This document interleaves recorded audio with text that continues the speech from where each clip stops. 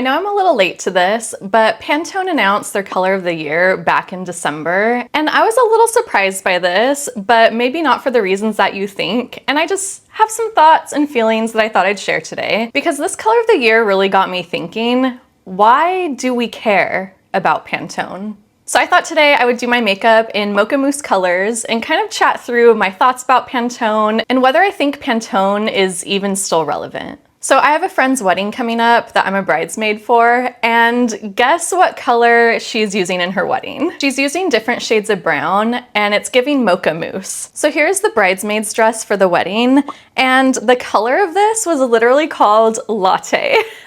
So I thought that today I would do a test run for my makeup for her wedding to kind of make sure it goes smoothly, and use some of the makeup products that I already own that are kind of channeling this Mocha Mousse color. Okay, let's get started. I want to start by putting my hair back. So I'm already really bad at talking to the camera, and I'm also really bad at multitasking. So we'll see how this goes today. So I already prepped my skin with the Haru Haru Wonder Barrier Essence or whatever it's called, and then I used their sunscreen on top of that. So my skin's all ready, and I'm going to start by priming my skin with the Charlotte Tilbury setting spray. It says that you can use it both before and after your makeup, which I found to be true, and I find that it helps my makeup stick longer. And for an occasion like this, for this wedding, I want my makeup to last all day, so that's how I'm going to be doing my makeup today. So I'm going to start by spraying this.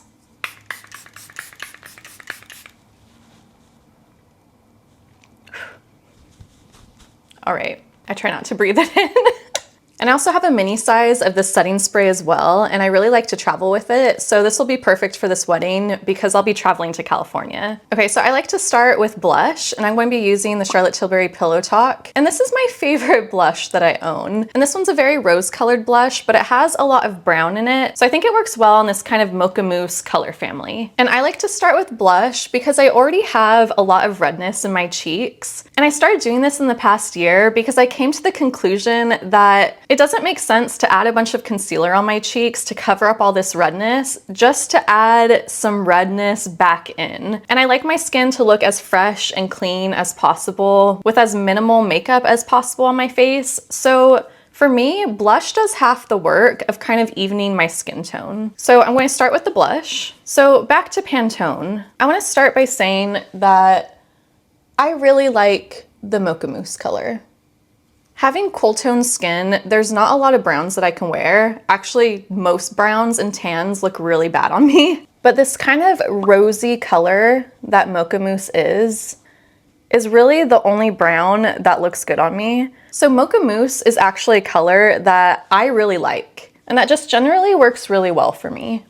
I love this blush so much. It just kind of like blends in so easily, and it's almost the same color as my natural flush. So it just kind of blends in and looks really natural. And this blush stays all day long, so I know it'll be bulletproof for this wedding. Okay, next I'm going to do concealer, and I'm using Tower 28 in the color BU. And I just wanna give a shout out to whoever commented on my other makeup video, my like makeup declutter video, saying that this exact color would be the perfect match for me, because you were spot on. This is the best color match that I have found in a concealer. So thank you for your suggestion. I really appreciate it. So why do we care about Pantone? Pantone was the first standardized color system created specifically for printing. There were a lot of other color systems created before Pantone. So Pantone was not the first standardized color system, but they were the first for printing, and that was a really big deal. Pretty much Pantone is a universal language so that a color could be communicated between different industries and remain consistent no matter how it was being printed or showing up on a screen, and even in fashion and interiors. So Pantone has one of the largest collections of colors. And that doesn't mean that they own the colors. You can't own a color, but they do own the names and the numbers associated with each color and the standardized system that they've created. So like I said, this really creates consistency across industries in communicating about colors. So if you look at a company like Tiffany, for example, I feel like Tiffany Blue is a really good example of this, where they have trademarked their color, And there's a specific Pantone number associated with the Tiffany blue color. And since that color is trademarked for Tiffany, no other company can use that exact color blue in their branding because it belongs to Tiffany. So Pantone helps these other companies create their standards for color so that they can then be trademarked. Man, it is really hard to multitask. I cannot like talk and do my makeup at the same time. Okay, so I've just like put all the concealer everywhere. I had a breakout that was healing right here. Luckily, it's all flattened out. So this will be a good test to see if this concealer can really cover that spot. And I've been thinking about getting more of a high coverage spot concealer, and I've been eyeing the Lisa Eldridge pencil stick or whatever it's called, even though it's really expensive. And I've also been looking at the NARS concealer pot as an alternative, but I heard somewhere that their colors run really yellow, which is a problem that I have with concealers. So if you have any high coverage spot concealer recommendations, please let me know. So Pantone's color system is proprietary. If you want access to their color system, you have to pay for it. So according to Pantone, half of their revenue comes from selling their physical color guides. So I looked these color guides up online. Their set of color chips is over $500. And if you want their set of fabric textile colors, then that is almost $10,000. So the price to have access to Pantone's color system is really, really expensive. And there's definitely a lot of gatekeeping with their colors because that's how they make money. And then apparently the other half of their revenue comes from their digital services and consulting and licensing. So that's, like I was saying, if they are working with a company to develop a custom trademarked color. And then on their website, you can pay for a membership to have access to the colors online. And I think this database online also gives you conversions for their colors. So if you need to convert a Pantone color to CMYK or RGB or something like that, then you would have to pay $14.99 a month to have access to Pantone's color system online, or $89.99 a year. And I think this information used to be free like a couple years ago, because I remember looking up this information online one time and using their color system on their website, but I think they have since gatekept that as well. And now there's this paywall behind it. So they are definitely making a profit off of people needing access to their colors because of whatever industry they're working in. So like I said, Pantone started as a color system for standardizing colors in the printing industry. For example, Kodak Yellow used to print their packaging, and it would vary a lot between printers. So Kodak Yellow might look a little darker from one printer, whereas another printer technically printing the same color would look vastly different. And apparently customers preferred the yellow that was printed brighter in the packaging for Kodak Yellow because they associate it with brighter, clear quality photos, which is the product that Kodak was trying to sell. So it's important for companies like Kodak to have a standardized system for their colors for their branding, because that is the color that people associate with the brand, and it can have an effect on how well you can sell products to people and your overall brand image, and just creating consistency with how you brand yourself. So since Pantone started out in printing, they've since expanded to multiple industries. So they've expanded to more of the digital world, doing graphic design. They still do printing, they do fashion. They've also expanded into interiors. So they're really trying to kind of like take over all the industries and become the standardized color system across all industries. There's still other standardized color systems that are used throughout the world. One of them being the RAL system, so that's RAL. So RAL has less colors than Pantone, and it's used more in industrial design and architecture and automotive design. So RAL is more for like paint colors. So I have used RAL as an interior designer when specifying colors for projects. So a lot of times RAL, from my experience, was used in like metals and in kind of more industrial products. So for example, if I was specifying a bike rack for a project and I wanted a specific custom color, then I could give a RAL number to the manufacturer to match a specific color. So really, these standardized color systems are a language in order to communicate between different industries so that you know you're getting the color that you want. Some other color standards are the hex system. So this is used more for coding and digital design. There's also RGB, which is red, green, blue, and that's used more for on-screen displays. So you can think of like your TV. And then there's also CMYK. So CMYK stands for cyan, magenta, yellow, and black. And CMYK is used more for printing. So if both CMYK and Pantone are used for printing, then what's the difference between them? So when something is printed, it is always printed in little dots, and those little dots are associated with CMYK. So there's little dots of cyan, magenta, yellow, and black, and altogether those little dots make up a larger color when you view it from further away. So that's kind of how printers work generally. Whereas Pantone has created a system that has solid colors, so they're not made up of little dots. If you look at Mocha Mousse, that is a solid color with the name Mocha Mousse attached to it and a specific number. So the reason why Pantone stretches across multiple industries and has kind of become the main standard for colors is because, for example, if a company was using Mocha Mousse as the main color for their logo and their branding, and they want to print all this merchandise that uses this exact color, so that company would have a branding package created by their graphic designers, or maybe it's a marketing agency. They would have a branding package that would have their logo and all their logo standards, and that branding package would call out a specific Pantone color that they want to use for their branding. So then going into the future, whenever they're maybe creating a website and have their logo on there, or printing their logo on something, or creating merchandise, whoever is doing that can take that Pantone color that they have in their branding package, and they can make sure that whatever they are creating using that color matches that color exactly. Okay, I feel like I need to get back to my makeup. I'm getting distracted. So I feel like that's done a pretty good job of covering things. I'm trying to think what I want to do next. I think I'm going to add a tiny bit more concealer just in the spots that I need it. And I'm just going to let it sit here for a while so that it can kind of harden a little bit and really stay put, and hopefully offer a little bit higher coverage.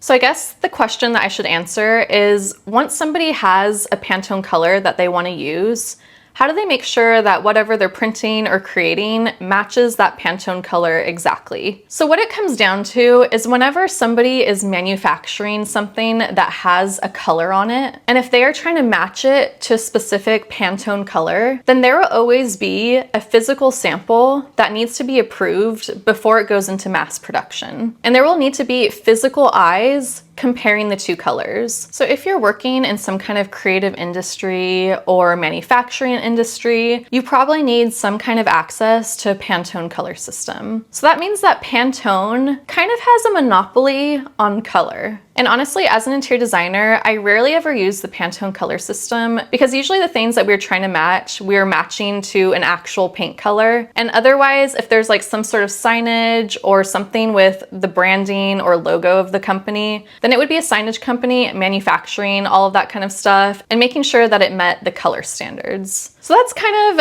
of the gist of how color works in the color world and why Pantone is very relevant in a lot of industries. And it spans multiple industries. Pantone really is trying to create a universal language around identifying colors. Okay, let's get back to my makeup really quick.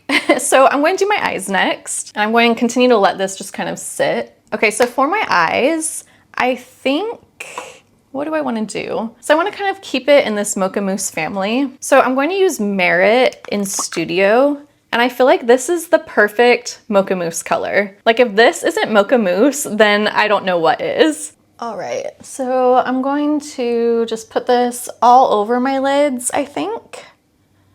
Yes. Okay, so let's just do this. I really like this Merit eyeshadow because it stays all day. It might crease a tiny bit by the end of the day, but it does a pretty good job of staying put. Look at that. So easy. Oh my gosh. It looks beautiful. I love it. This is a really good kind of cool tone brown, which is why I like this Mocha Mousse color and why it works for me so much. And so this is really about as warm as I can go for colors. I feel like there's like a little like indent in my eye right here. Like color always seems to just like look darker right here, and I'm not sure why. I think it's just like a shadow in how my shape is faced and how my face is shaped. Oh my God, I don't have words. I'm literally the worst at speaking to cameras. Like, I don't know why I thought this was a good idea to try to like do a video essay while doing my makeup. Oh my God, why do I do this to myself? All right, pretty, I love that. And I feel like this will help all the other eyeshadows kind of stay in place. Okay, what next? What next? I think I'll kind of build it up in the corners a little bit. And I think I'll use their brush for this. So I'm just going to take that on the brush and I'm just going to build it up right in the corner. And I'll tap it out. Yeah, I love this stuff because it's so easy to blend out. And I need something that is really user-friendly. Because once I start getting frustrated with makeup, I'm like not having fun anymore. And I don't wear makeup that often. So I don't want it to be a frustrating experience when I do use it. All right, that's looking pretty good. I'm just kind of taking it underneath a little bit too.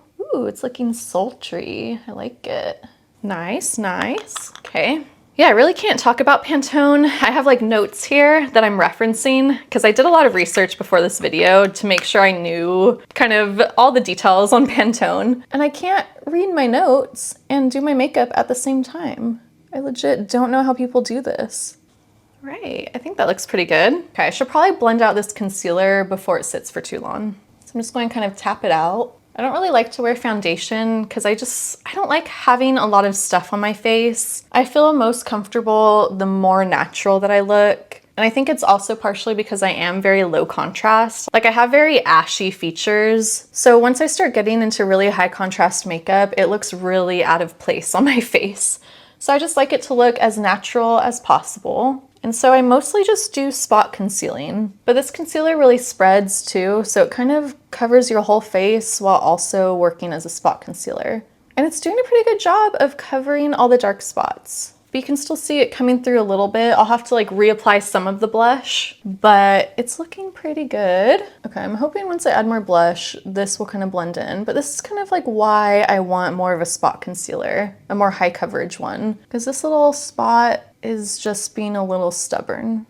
All right, just kind of blended out the edges of that area. I think I'll reapply a little bit of blush now. I'll just do a little bit. I don't need a lot, just like a dot.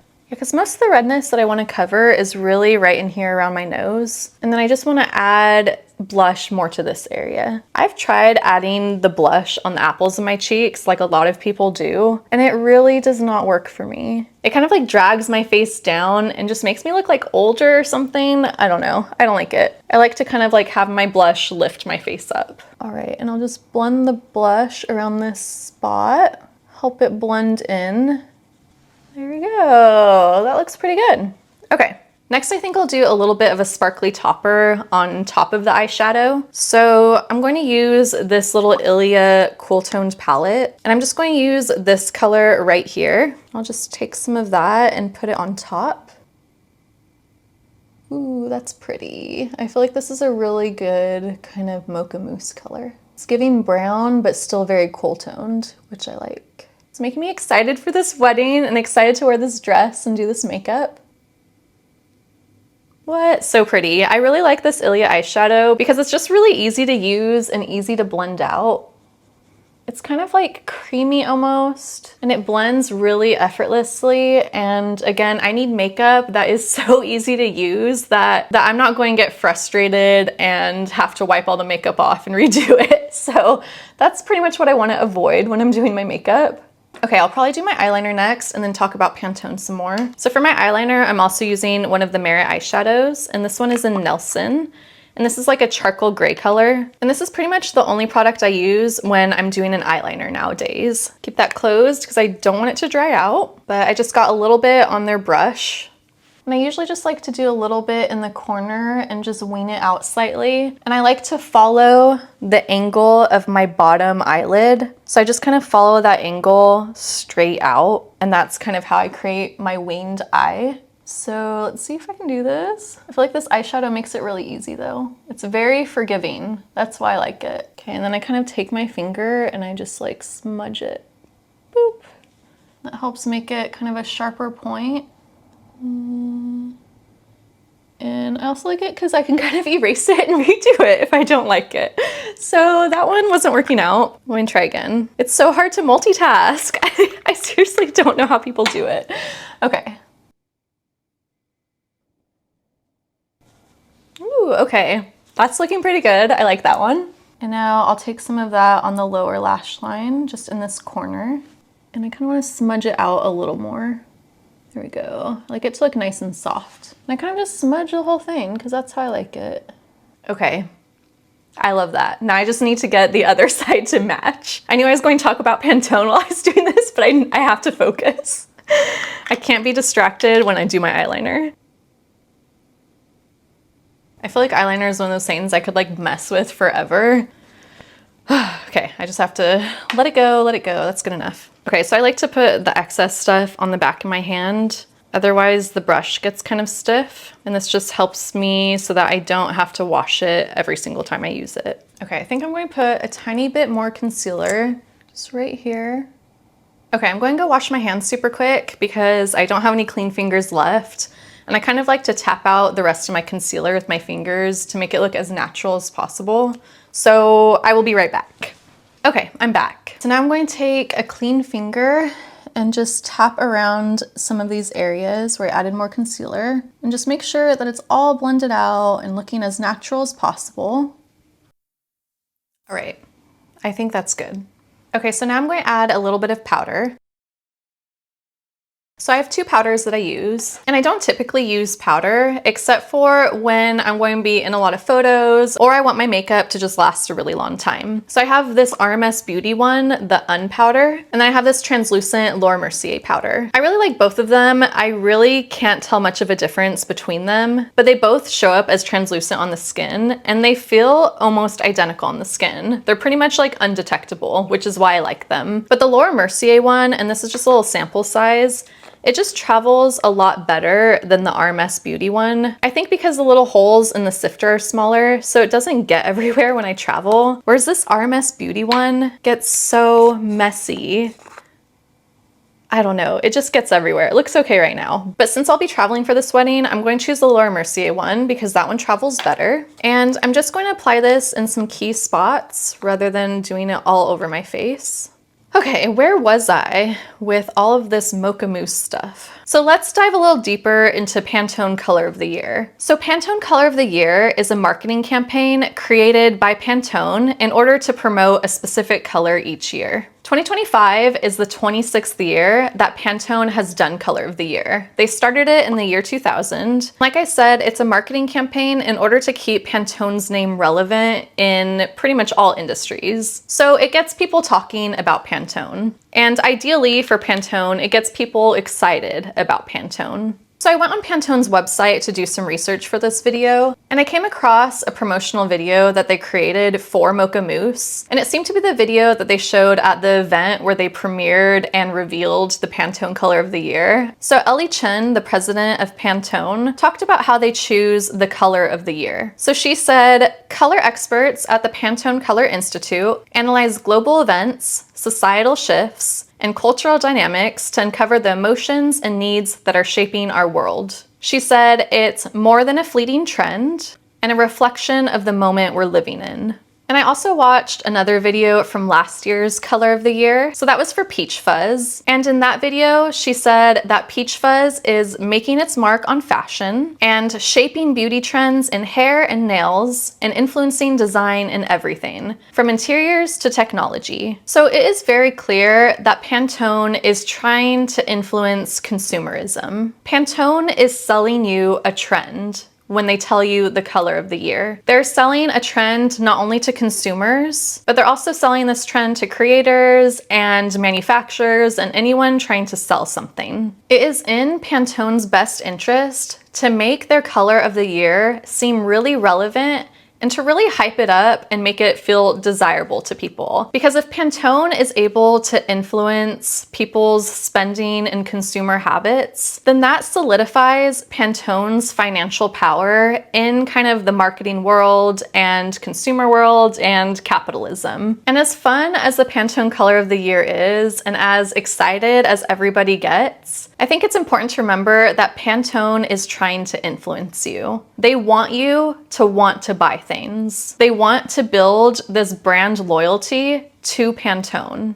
And honestly, they do a really good job of it. Like, how many videos have we seen of people talking about the color of the year and how excited they are for it, and maybe doing makeup in the color of the year, or sharing products that they have or clothing that's in the color of the year. So the influencing of Pantone trickles down to consumers and manufacturers and designers, and they really want to maintain their grip of influence on color trends. Because if more people buy and use the Pantone color system, then it forces other people to also buy into the Pantone color system, because that's now the standard that everyone uses. So as helpful as Pantone is in standardizing colors between different industries, they're also trying to create a monopoly on color so that you buy into their product. And not only buying into the Pantone product, but so that other companies can sell you products based off the Pantone color of the year. So let's talk a little bit more about Mocha Mousse. So they say that Mocha Mousse is answering our desire for comfort.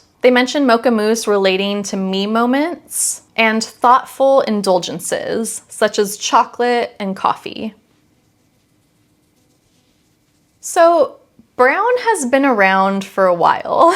Like, brown has been trending for a while now. Brown as a trend is nothing new. In 2022, Vogue noted the rise of brown in interiors. And then in early 2024, the latte makeup trend was all across social media. Elle magazine stated brown to be the most popular color of 2024 and of the fall season. So brown has really been growing as a color trend in fashion and design for the past several years. So why is it the color of 2025 if we've already been seeing it for several years now? And that's the question that really popped into my mind when I saw Mocha Mousse announced as the color of the year. I feel like in the past, Pantone really touted itself as a trend forecaster for the coming year, so telling us what would be popular. And with Mocha Mousse being announced, it really felt like they were telling us the trend rather than forecasting the trend. So I had a thought about this, and one of my thoughts was that it seems like Pantone can't really keep up with social media trends. Social media has made trends go so much faster, and a trend will be in and out of social media within a month.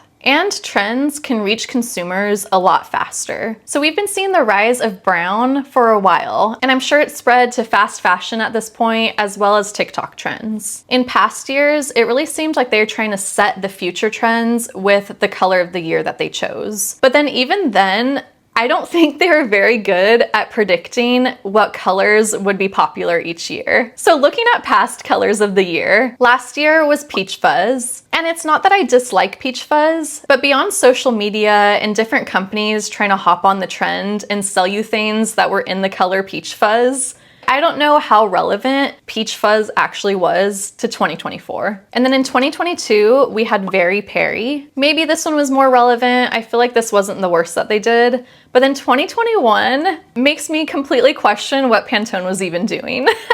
So in 2021, Pantone had 2 colors of the year. And they had this yellow that's called Illuminating, paired with this gray that's called Ultimate Gray. And I remember when these colors came out, I don't think anybody was excited about them. I definitely was not excited, and honestly I was pretty confused. 2021, we'd just come out of 2020 and we're still kind of recovering from the pandemic, and I don't see how gray was a good choice to kind of uplift our spirits. Like, I can maybe see yellow, but gray had already been trending out of our preferences for a while at that point. We'd seen so much gray in interiors and in fashion. Gray was everywhere in the 2010s. Like, I remember in my dorm room, my first year of college, I decorated my room in yellow and gray. And that was 2011. So 10 years later in 2021, when I saw Pantone announcing their colors of the year as yellow and gray, It felt really outdated to me at that point. And I don't think I saw an influx of yellow and gray after Pantone announced those colors. And then going back to 2020, Pantone chose classic blue as their color of the year, which I feel like choosing this classic color in these kind of tumultuous times that 2020 was. I understand where they're coming from with wanting a really solid classic color. But again, I don't know if that blue color really translated into fashion and design and interiors in 2020. And then one more that I really want to share that I remember being really confused by when they announced was 2018's color of the year, and that was ultraviolet. So I remember when this came out at my job, everyone was talking about this ultraviolet color, and all the reps for different companies, so for like paint companies and fabric companies, were talking about this ultraviolet color and really trying to sell it to us designers as the future color trend of 2018. And I remember being very confused by it. And I don't think I saw this ultraviolet color used in interiors. I did not see this as trending. I don't think I even saw it in fashion, and I still feel confused by this. So I think Pantone doesn't have the best track record of being able to accurately predict color trends, which is why when they announced Mocha Mousse, I was honestly really surprised, because here was actually a color that felt very relevant and of the now, but it didn't feel new.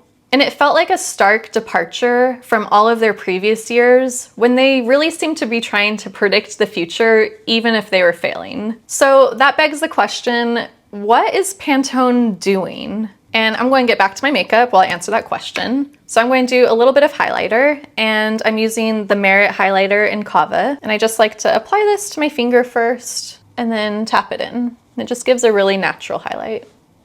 Okay, so what is Pantone doing? It seems like Pantone is giving us what we already like. Mocha Mousse is an easy sell. Everyone that I've seen talking about Mocha Mousse is happy about Mocha Mousse being the color of the year. And they're feeling excited about it and excited to participate in this trend. So as far as promoting consumerism with this color trend, Pantone has nailed it. Mocha Mousse feels really easy and comfortable and approachable and just really predictable in what is otherwise really unpredictable times. So again, I think this really plays to Pantone wanting to stay relevant, and what relevant means for them is being able to sell their color to manufacturers and companies that then want to sell their products and essentially have all of us consumers consuming Mocha Mousse as a color and spending our money on Mocha Mousse. So money really talks.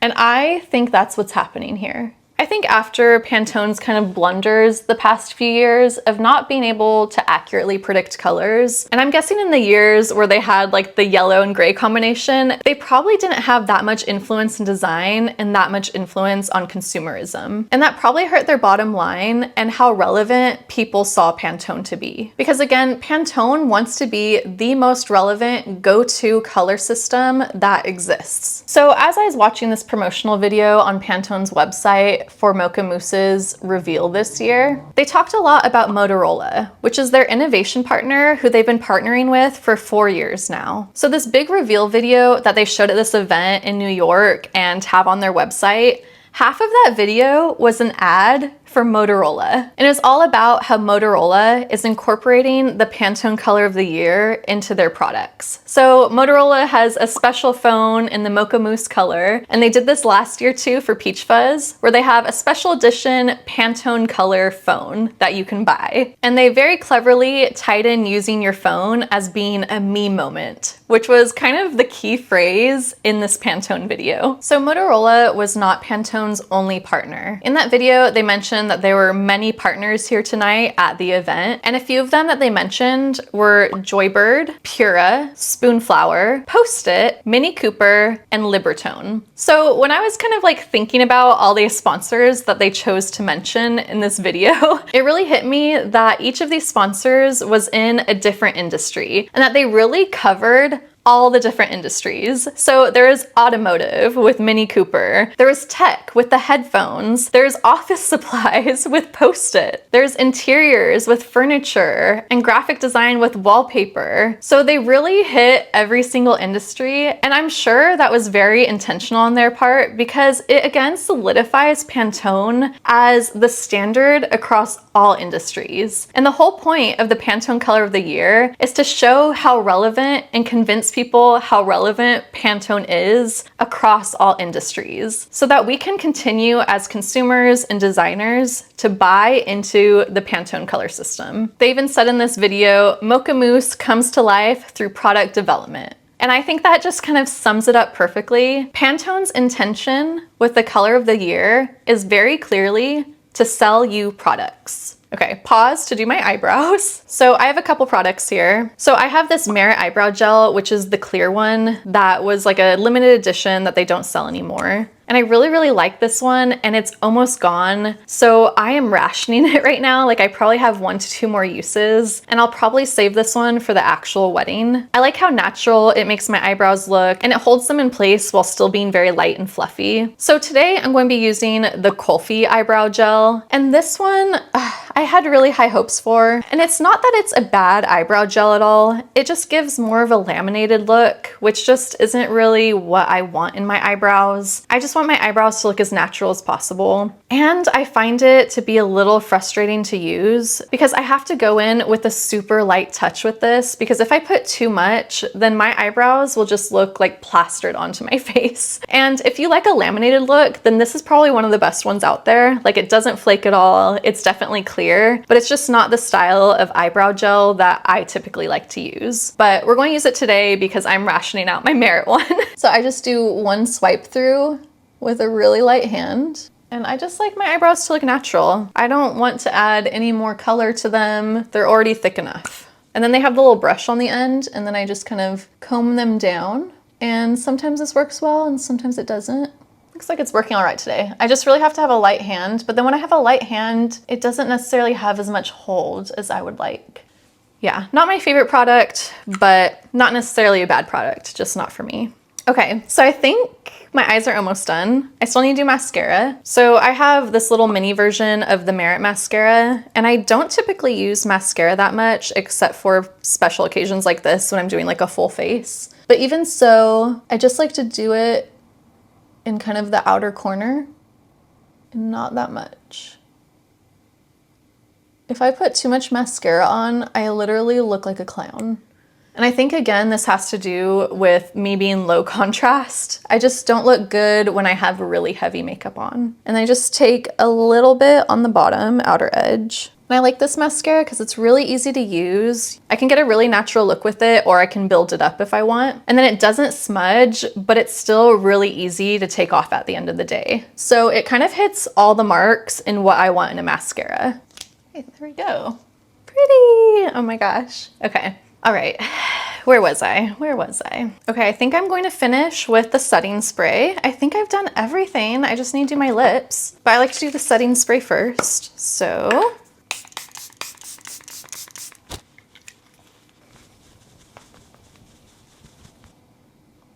just kind of melts everything together and this will make it stay put all day. All right, before I finish talking about Pantone, I'm going to finish with my lips. And I thought about doing a stain on my lips with this Colphy stain. This is in the color Rose. And I really, really like this lip stain. It works really well. But because my dress is kind of like a tan brown color, I don't want to go too far into the rose direction, and I really want to stay in these brown tones. So instead, I'm just going to do this Rare Beauty lip balm in Nearly Neutral. And this is really the perfect brown color for cool tone skin. I really like it. It's very rosy, but still very much a brown nude color. An almost identical color I have is in this Merit lip oil in Taupe. They're almost identical colors, but I won't be choosing the Merit one for the wedding because it soaks into my lips and kind of disappears within 15 minutes. And if I eat or drink anything, and I don't want to have to be reapplying my lip gloss every 15 minutes during this wedding, I want to make sure that it'll stay. So I'm going to go with the Rare Beauty one because this one lasts a really long time and it just fades really nicely and really comfortably. Right, pretty. Oh my gosh, I love it. Okay, I think that's it for my makeup. Am I forgetting anything?